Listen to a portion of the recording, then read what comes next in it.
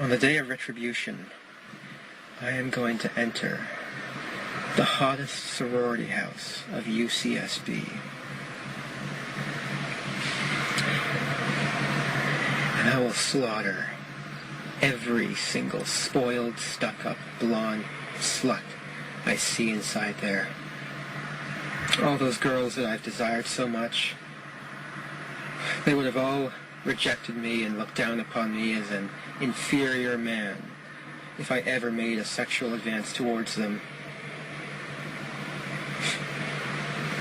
while they throw themselves at these obnoxious brutes.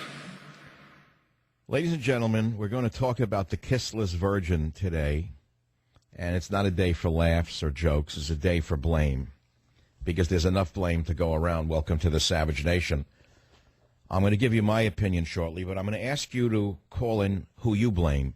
Do you blame the parents, the therapists, Hollywood's exploitation of women, the pornography industry, social media, reality shows, blondes, radical feminism? Who do you blame? 855-407-282 is the phone number. It's the Savage Nation. It's the mass killings. Who do you blame? Topic number 2 is the disclosure of the CIA chief's identity by a mole inside the Obama administration. Was it really accidental? I don't think so. You hear what I say? It's just like the TV show Homeland. There are at least one, if not more, operatives inside the Obama administration working for the other side. Remember, they gave away our most advanced drone to Iran? Shall I list the 5 other things that have been done under this president of ours without a single investigation having taken place? Was the outing of the CIA chief accidental? I don't think so. But I know you're going to want to talk mainly about the kissless virgin. And again, I invite you to call at 855-407-282. Let me begin with this observation. When he put out his manifesto of who he was going to kill, and it was received by the 2 therapists that he was seeing on a regular basis, I'll repeat that, this spoiled, rotten, Hollywood psycho was seeing 2 therapists, apparently, on a regular basis. This spoiled, rotten Hollywood weirdo, whose father, you know about the Hunger Games. It's a show about genocide, by the way. The father had a hobby. The hobby was photographing naked behinds of women. He would go around the world, apparently, according to what we've read, and he would find willing women to expose their derrieres to his camera, whether it be in hotel rooms, alleyways, restrooms. I guess he paid them. I don't know, unless all the women want to be stars behind their derrieres. And then he would post his pictures and sell them. That's the father. The father now of this psycho did that. So who do you blame? That's point number 1. And before you start with the guns, by the way, I should add the list of who do you blame. The NRA, let's add that for the psychos out there. Who do you blame? The NRA, parents, therapists, Hollywood, social media, reality shows, blondes, radical feminists. I mean, there's a lot of blame to go around, and everyone listening to this show, the Savage Nation, has their own opinion and wants to vent. And they've been waiting for me to come on the air to give you some of my views, which will be a little unique, a little different than what you may have thought or heard, which I'm going to do momentarily, but I've got to get up to it slowly. There are a couple of facts that I have to put out there. Before he went on the spree of running people over and killing girls and a young man, he shot 3 Asian men, 3 young, intelligent students who were his roommates. He killed them, rather. He killed them with a machete and a hammer. Now, I'm not saying that to say that they didn't use a gun and say, now let's let the guns off the hook, because I firmly believe that a mentally ill person has no right to buy a gun. And I mean that. The problem is who is mentally ill and who defines it. Is it anyone on antidepressant drugs? That would eliminate about 60% of our police and military. In other words, if you were to say that if you're on an antidepressant drug, you can't own a gun, that's eliminating 60% of the police and military in this country who have been drugged by our medical establishment. So we can't use that as an arbitration. I mean, you can't say if you're on medication, you can't have a gun, as I say, because that eliminates too many people.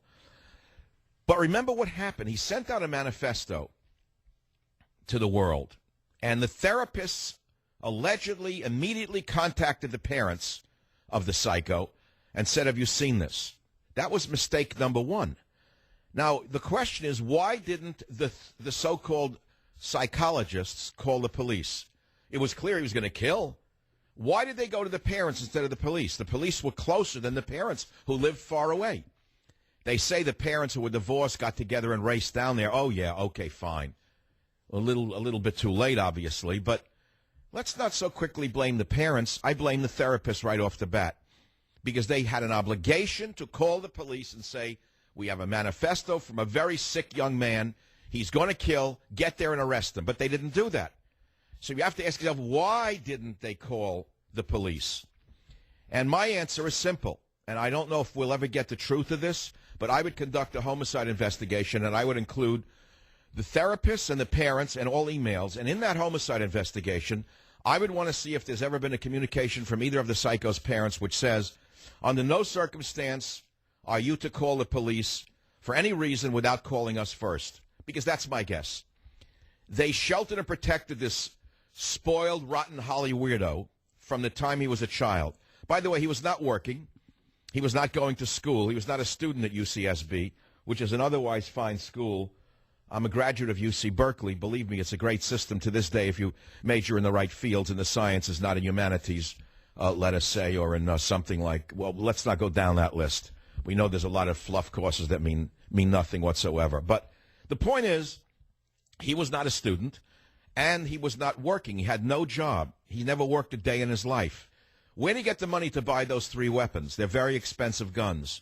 Well, we found out through investigation there's an answer to that question. The spoiled Holly weirdo got the money to buy guns from his grandparents, his grandmothers, who were coddling this useless trash. This useless trash was being coddled by the grandmothers. From the day of his birth, he was told he was great, he was wonderful, he was superior. He was better than everybody, and he was entitled to everything. And that everything, obviously, in his mind, included sex from any woman he wanted, which is where we enter the show today. We enter the show on the issue of sex, because at the end of the day, that's all that's on anyone's mind. There's an awful lot to talk about here, but let me say something that I'm not saying for shock value, but I truly believe, and you have to take it for what it is.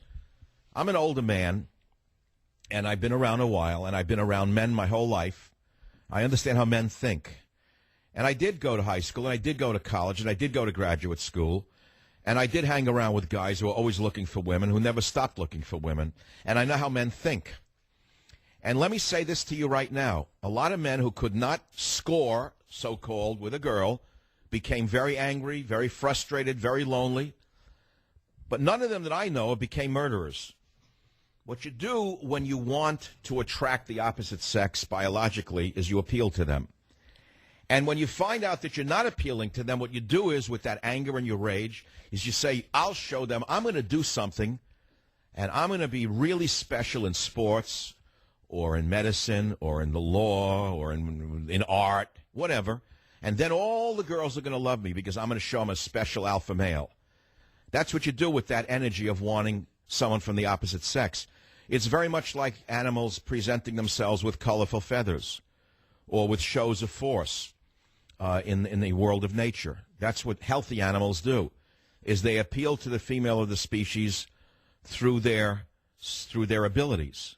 Not by killing the female of the species. Of course, he was a psychotic. We understand that. We've touched on that. No one is saying he wasn't a psychotic. The kid was a psychotic for a very long time and should have been in a mental hospital. Should have been in a mental hospital, not on medication in the streets. But you can thank Governor Brown's father for that, because he was the one who passed the law under the pressure of liberals to close the mental hospitals in the state of California. And then, of course, Ronald Reagan had to close the mental hospitals because the law was passed under Governor Edmund Pat Brown. Perhaps well-meaning, but the liberal establishment was saying we have to close those evil snake pits. No more mental hospitals. And now we have not only this murderer, but we have streets filled with homeless, most of whom are mentally ill, who belong in mental hospitals. We all know that. By any stretch of the imagination, they're not mentally sane, the homeless. Most of them are crazy, and they're capable of violence. I won't go into the homeless right now, but I want to go back to the main thread of what I'm saying to you. This boy belonged in a mental hospital from an early age. He was a sick boy. And it's sad to think about it, but I really would rather reserve my compassion for the girls he killed and the 3 Asian men he killed and the bicyclists he crashed into and threw through his windshield and the others who were injured by this piece of garbage. But again, I want to go back to my main point. Many young men between the ages of 16 and 25 are sexually starved and sexually crazy. Some of them are good-looking, strong, virile. They don't know why girls don't like them. I can't explain that. They don't understand why some of the ugly guys or the so-called, notice what he said? They pick obnoxious brutes. Did you notice that? Did you notice what the psycho said? They pick obnoxious brutes. That's what he said. But then he says, Neil, a little later on in clip number 2, I take great pleasure in slaughtering all of you. You will finally see that I am, in truth, the superior one, the true alpha male. Neil, can we play that little piece? Can we get up to that easily or not? Because, it's something to listen to. I know it's hard to listen to, but I want you to listen to it during the show today. I want you to hear. When I watched the video, the 7-minute video of the psychopathic Holly weirdo, I couldn't stop watching it for 3 reasons. One, because I've never actually seen the face of a real psychotic. I've seen movies about psychos, but they don't match the face of a real psychotic. I've seen actors playing psychotics and trying to act crazy, but nothing is as crazy as a real crazy person, and nothing is as eerie and as frightening and as chilling as this little crazy boy's laugh as he says he's going to kill. Let's just play what we have, Neil, around that piece, even the beginning again on the day of retribution. I'll take great pleasure in slaughtering all of you. You will finally see that I am, in truth, the superior one, the true alpha male. You hear that laugh? Wait, listen to that. I mean, it's eerie. I mean, Hollywood could not produce a psychotic as real as Elliot Rodgers. But Hollywood didn't produce Elliot Rodgers, did they? He is flesh and blood, born of woman, the product of a father and a mother, and at the end of the day, he's responsible for his own acts. We all know that. But there's always something that puts somebody in the position of being responsible for their own acts, isn't there? Yes, we all have to take responsibility. That's why there are prisons. That's why there's the death penalty. We understand that. You don't execute the therapist or the parent. You execute the killer or the rapist or the murderer. That's what you do with execution. So they send a message out to others, don't do it or you're going to be executed. But he's dead. Thank God the cops got into a shootout with him. Can you imagine if we had police without guns? Can you imagine if the police had been disarmed the way the ACLU and the anti-NRA types would like in this country? Police without weapons. And they had to track this, run after this lunatic with walkie-talkies and mace. Again, I'll be back in a minute to ask you about this mass murderer, this Holly weirdo. Who do you blame? It's the Savage Nation. Be here or be nowhere. Hi, Elliot Rodger here. Well, this is my last video. It all has to come to this. Tomorrow is the day of retribution. The day in which I will have my revenge against humanity. Against all of you.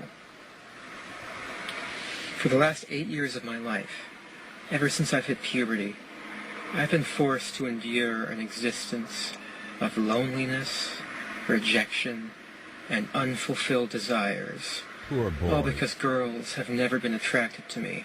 No wonder. Girls gave their affection and sex and love to other men, but never to me. Smart. I'm 22 years old, and I'm still a virgin. I've never... Okay, that is the sound of a psychotic named Elliot Rodgers who went on a murder spree over the weekend. And there's so much to talk about. Again, we're going to get to your calls, but it's going to take me a while because I've asked you who do you blame, and believe me, there's plenty of blame to go around. I personally say the blame legally belongs to the therapists. If, God forbid, anyone listening to this show lost somebody in this rampage or was injured by this psychotic, I'll tell you right now, a good lawyer could sue the therapists for not having called the police, and there's only one thing you can do. And the reason I'm doing this is I want the therapeutic establishment to understand that they have a responsibility, and they're not fulfilling that responsibility. The only reason they wouldn't have called the police after receiving this YouTube tape, instead they called the parents, is because they were on an order for the parents. In my estimation, just guessing now, don't ever call the police without calling us first, because we want to protect our precious little son. Our precious little boy who has the new BMW, who's never worked a day in his life, who gets money from grandma, etc. So as I say, young men have sexual frustrations. That's what adolescence is. It's been written about from the beginning of recorded history. Poetry was written by sexually frustrated men who wanted to appeal to the female of the species. They try to appeal through their beauty, through their sensitivity, through their poetry. Gather ye rosebuds while ye may. Do I have to go back as far as that?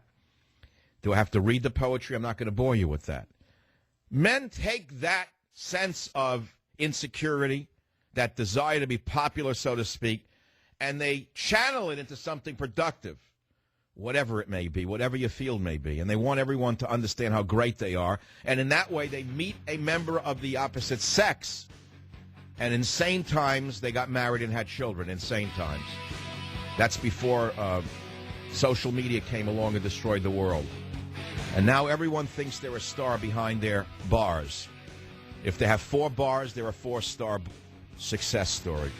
If they reduce, the coverage is reduced to 1 star, they're only a 1-star personality that day. Everyone's a star behind their bars.